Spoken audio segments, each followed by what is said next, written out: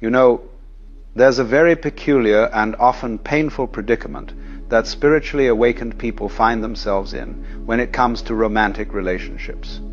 They discover that the very awakening that has brought them so much clarity, so much peace, so much understanding about the nature of existence, has simultaneously made it extraordinarily difficult to find someone to share their life with. And this isn't because there's something wrong with them. It's because they've changed in a fundamental way that makes them incompatible with the way most people approach love and relationships. Let me explain what I mean. When you wake up spiritually, when you see through the illusions that most people live by, you stop playing certain games. You stop pretending. You stop performing. You become authentic in a way that most people find unsettling. And nowhere is this more problematic than in the arena of romantic love. Because romantic love, as it's typically practiced in our culture, is almost entirely based on games, performances, and illusions. Think about what passes for courtship, for dating, for the pursuit of romantic connection in the ordinary world. It's an elaborate dance of deception, isn't it? Not malicious deception necessarily, but deception nonetheless. People present carefully curated versions of themselves. They hide their flaws, exaggerate their virtues, play hard to get, pretend to be more confident or more mysterious or more successful than they actually are.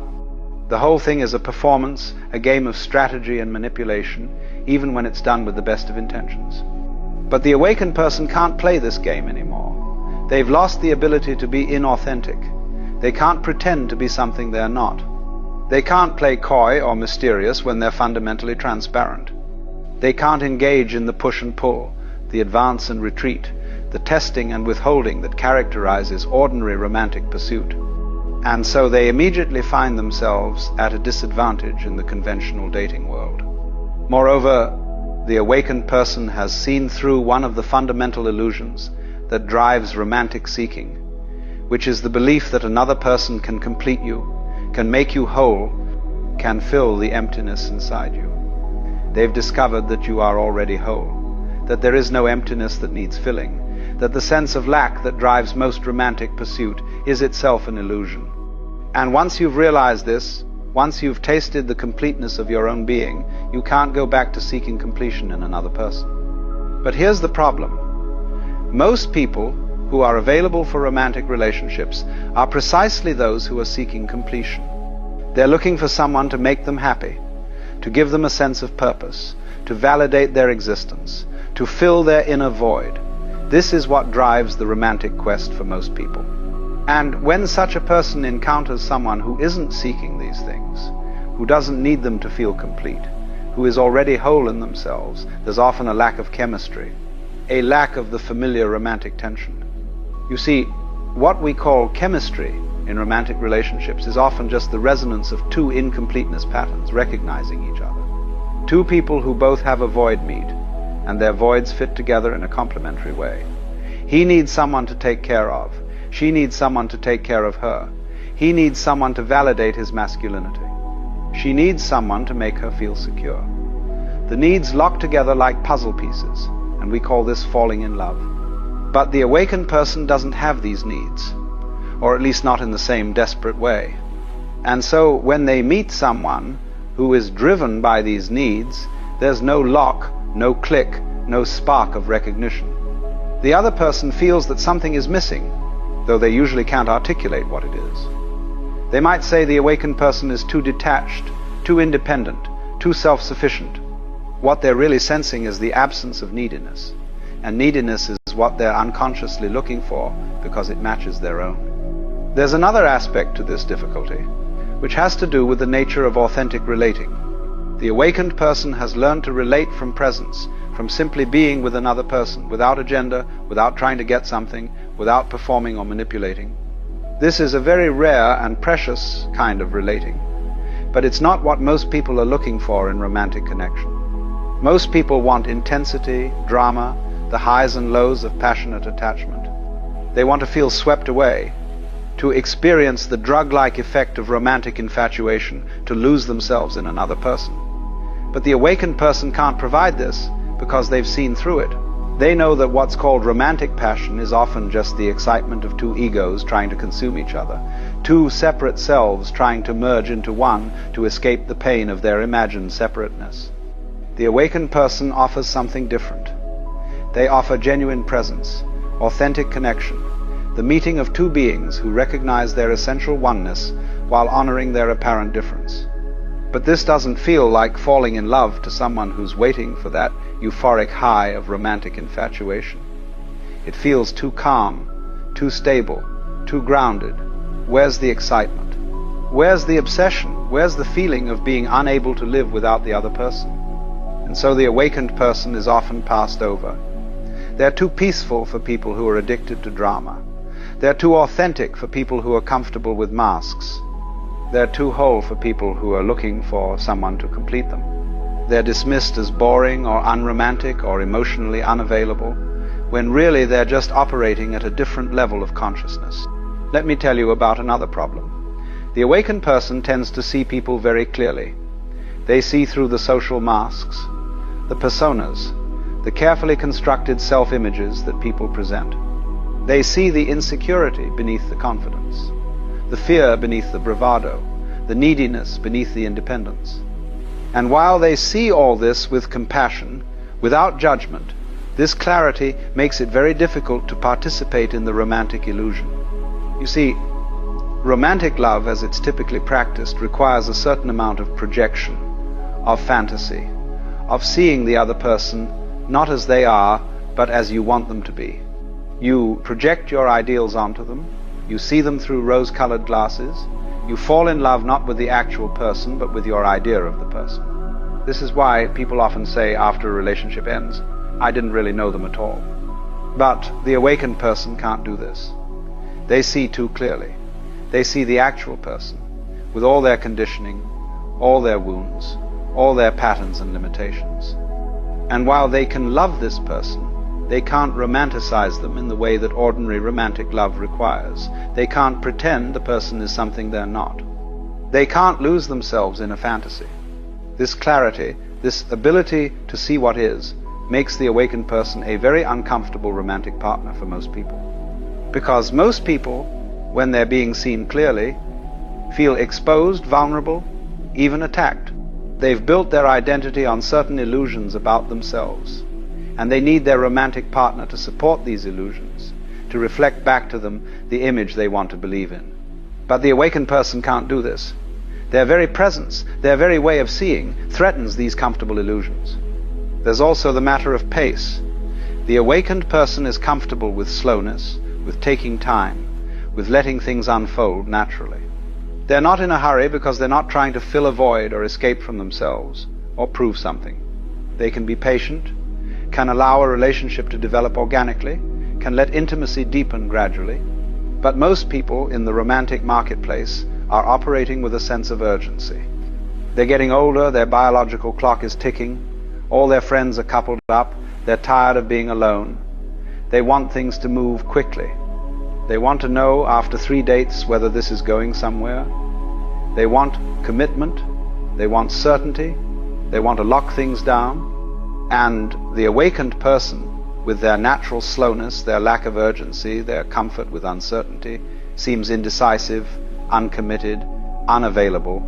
The other person interprets this patience as lack of interest, when really it's just a different relationship to time, a different way of allowing connection to emerge. Let me speak about another dimension of this problem, which is the matter of shared reality. When two people come together in relationship, they create a shared world, a mutual reality built on shared beliefs, shared values, shared ways of seeing. But the awakened person's way of seeing is so different from the conventional view that it becomes very difficult to create this shared reality with someone who is still living in the conventional world. The awakened person doesn't care about many things that most people consider important.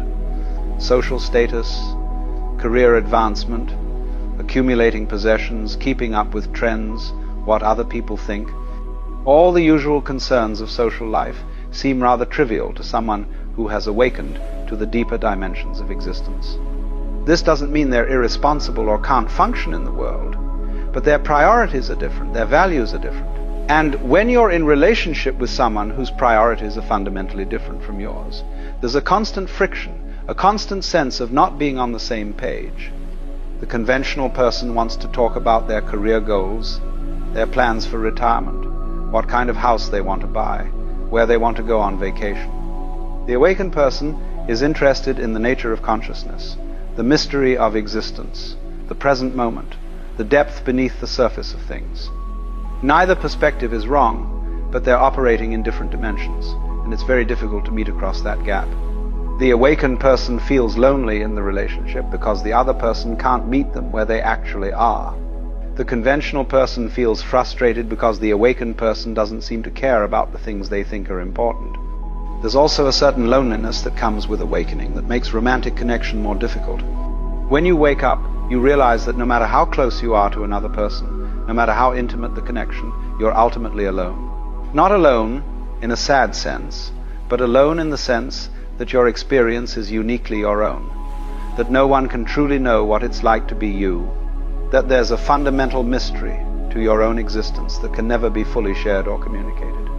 Most people are running from this existential aloneness, trying to escape it through merger with another person.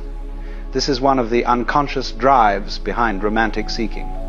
If I can merge with you, if we can become one, then I won't have to face my essential aloneness. But the awakened person has already faced this aloneness, has already made peace with it, has even found the beauty in it. And so they're not trying to use relationship as an escape from aloneness. But this means they come to relationship differently. They come not from need but from choice, not from lack but from fullness, not to escape aloneness but to share their already complete existence with another. And while this is a much healthier foundation for relationship, it's not what most people are looking for. Most people want someone who needs them, someone who can't imagine life without them, someone who makes them feel essential. The awakened person can't provide this kind of dependency. Now, let me address something important. I'm not saying that awakened people can never find love, or that they're doomed to be alone. What I'm saying is that they can't find love in the ordinary way, through the ordinary channels, based on the ordinary assumptions. The kind of relationship that an awakened person can participate in is very rare, because it requires two people who are both relatively awake, or at least one partner who is awake and another who is open to that depth of relating. When two awakened people meet, something entirely different becomes possible. A relationship based not on need but on celebration, not on completing each other but on sharing their completeness, not on losing themselves in each other but on remaining fully themselves while being together, not on creating a comfortable illusion but on seeing and loving what actually is. This kind of relationship is not easier than conventional relationships. In some ways it's more challenging because there's nowhere to hide, no comfortable illusions to fall back on, no unconscious contracts to keep things stable. But it's deeper, more real, more aligned with truth. And for the awakened person, nothing less will do.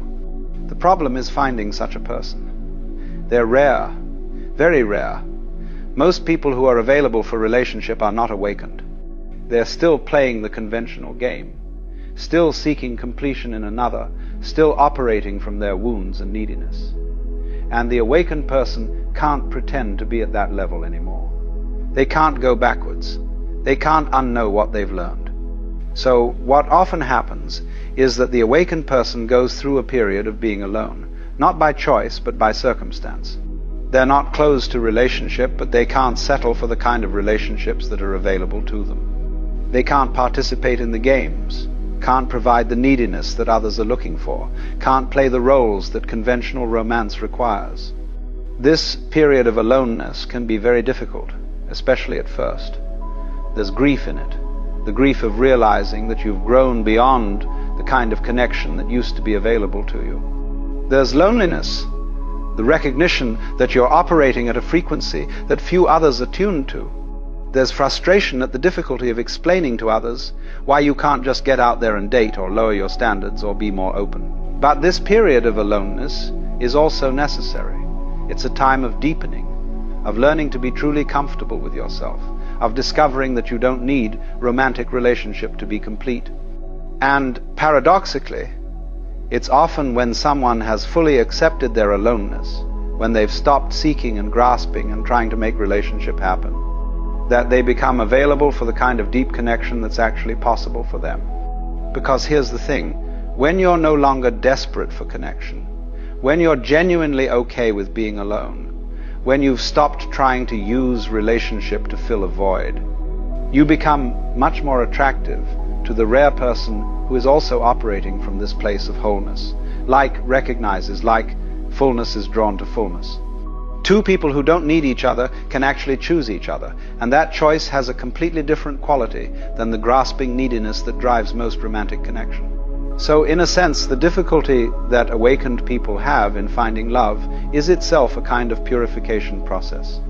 It's burning away all the unconscious motivations, all the hidden neediness, all the illusions about what relationship is supposed to provide.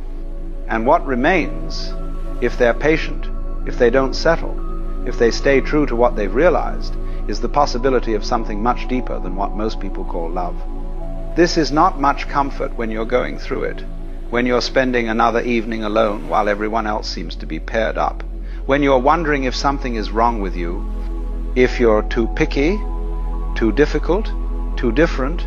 But I want to assure you that nothing is wrong. You haven't become incapable of love. You've become incapable of settling for less than real love. And that's not a problem. That's an evolution. The loneliness of the awakened person is not the loneliness of someone who is broken or deficient. It's the loneliness of someone who has seen something that most people haven't seen, who has tasted something that most people haven't tasted, who has awakened to a depth of being that most people are still asleep to. And yes, this creates distance. Yes, it makes conventional connection difficult. Yes, it means you won't fit into the ordinary world of romance and relationship. But would you really want to go back? Would you really want to unknow what you know, to become unconscious again, to participate in the games and illusions that you've seen through? I don't think so. And so you wait. You remain open. You don't close your heart even though it's been disappointed. You don't settle even though it would be easier. You trust that when the time is right, when you've learned what this aloneness has to teach you, the right connection will emerge. And if it doesn't, if you live your whole life without finding that rare person who can meet you where you are, then you learn that you can be complete without romantic partnership. That love is not something you find in another person, but something you are, something you radiate, something you offer to life itself, whether or not it's returned in the specific form you might have hoped for. This is the paradox. The awakened person can't find love in the ordinary way, but they've found something deeper than romantic love. They've found love as their essential nature, as the ground of being, as what they are rather than what they get from someone else. And while they remain open to sharing this with another person in relationship, they're no longer dependent on that happening for their happiness, their wholeness, their sense of being loved.